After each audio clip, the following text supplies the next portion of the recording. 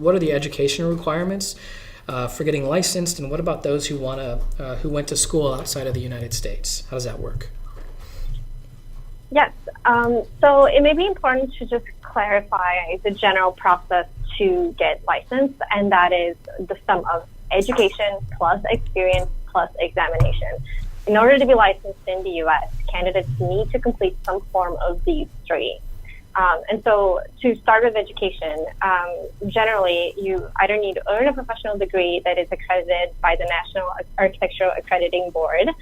U.S. architects and foreign educated licensed candidates without a degree from an accredited program can have their education assessed through the ESA program, which means Education Evaluation Services for Architects. And then there's the IPAL track, which we'll talk about later, which will provide students the opportunity to complete the experience and examination requirements for licensure while earning the degree. So it's in tandem. All of this is to say that it's dependent on your state's requirements. So for instance, Wisconsin and New York, the professional degree is not required there, or additional experience can be accepted as an alternative to the education requirements. So always important to check with the state board or the licensing advisor, such as myself and Jessica, what is needed in order to become licensed in that particular jurisdiction. Okay. Jessica, anything to add here? Yeah, that was a really good description of all of the different options. We already mentioned that it's really important to know where you're going to get your initial license and how to check for the regulations within that jurisdiction. In terms of education, I do think it's important to verify whether or not the degree you received or the degree that you're going for is accredited by NAB. And if it's not, you still have some options, like Gabby mentioned, in Wisconsin and New York. They have some slightly different requirements when it comes to evaluating your education. So if let's say you didn't get a 5-year professional degree that's accredited by NAB in the state of New York, they have a very specific note on the website that says applicants with a 4-year pre-professional degree in architecture must document 5 years of experience as an alternative to the education requirement.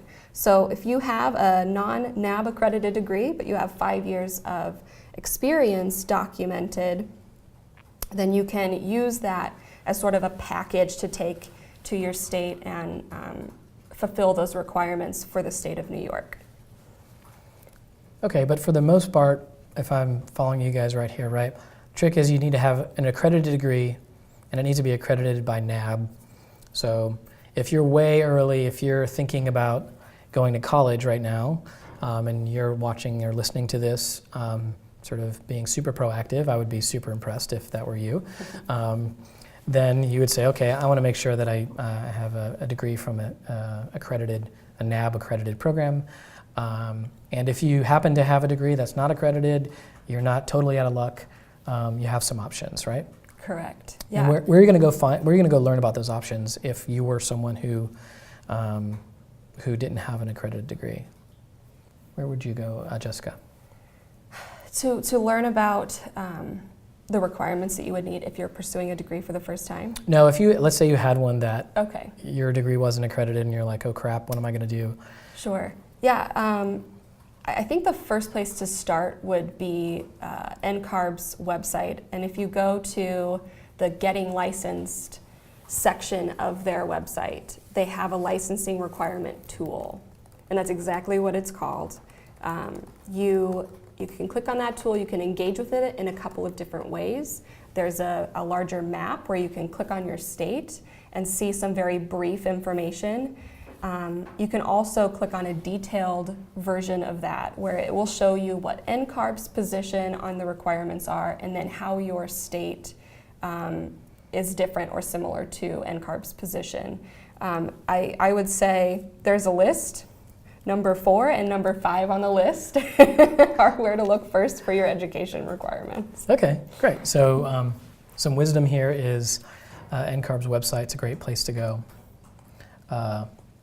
And pardon my not super, man, that is terrible writing. I don't know what is going on here today. I should stop going so fast. NCARB website. But it's also really good, if you do have a degree, it's good to check with your school too. You know, they're gonna have access to information because they go through the process of getting accredited. So if they've done that, they'll have a pretty good idea of what to tell you and how to transfer that to NCARB once you establish your record and want to get the ball rolling.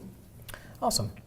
All right, And good to add to that, just a comment that while Jessica and I are serving as state architect licensing advisors, the schools usually have one representative in each architecture school that is an architect licensing advisor for NCARB. So make sure to find that person because they're definitely in your school.